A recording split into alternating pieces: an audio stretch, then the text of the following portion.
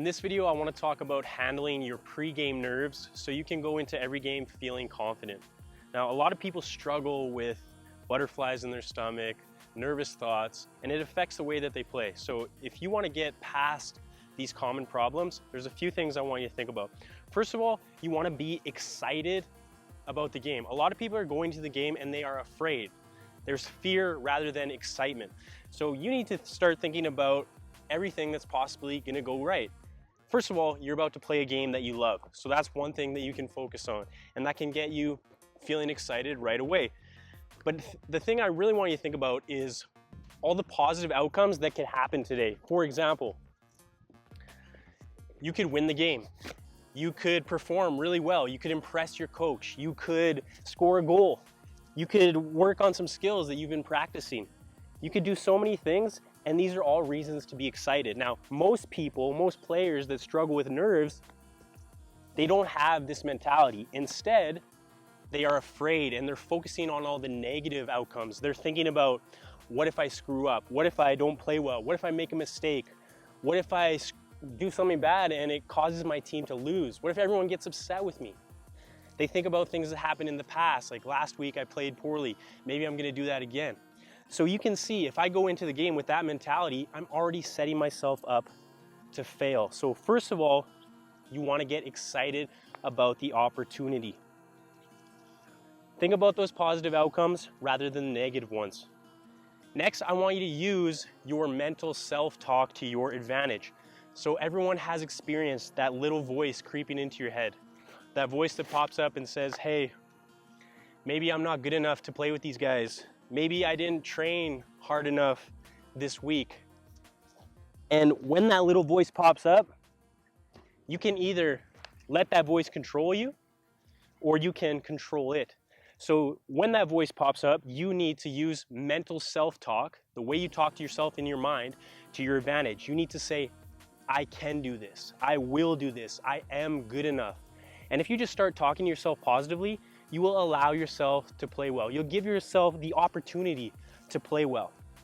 Now, as I said before, what most people do with the outcomes, the negative outcomes, they're focusing on making mistakes, they're focusing on screwing up, they're focusing on everything that can go wrong. The same thing goes when they have that mental self-talk in their mind. It's negative self-talk, and they're telling themselves, I'm not good enough, I can't do this. So you need to start being aware of the thoughts that are going on in your mind and learn to control them.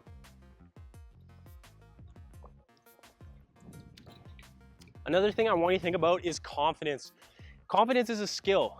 Yes, you may need to develop your confidence by practicing more, by developing your skills, by becoming fitter. All these things will make you more confident. However, confidence is something that you have. If you ever hear people say, I lost my confidence, or I need to get my confidence back, I hate when people say that. Like, where did your confidence go? Your confidence isn't always inside of you. You just chose not to use it. So confidence is a skill. So when things go wrong, for example, you make a mistake in the game, you need to use your confidence, the way you talk to yourself, to get yourself back on track. The same thing goes for when you're starting, you're about to play, and that voice pops up. That mental self-talk, that's when you're using confidence. So really focus on being aware of your thoughts and using the skill of confidence. Confidence is telling yourself, I can do this, believing in your own ability. Now, as I said, if you are truly unconfident because you haven't practiced enough, you're not as good as the other players on the field, you're not as in good condition as you should be, then that's something that you need to work on. Believe in your ability to handle any circumstance, any situation that occurs on the field. So if something goes wrong, for example, your team concedes a goal, or you make a mistake, maybe you scored an own goal, maybe you got beat by a player, maybe you're not playing well, maybe the referee gave you a card or made a bad call against your team.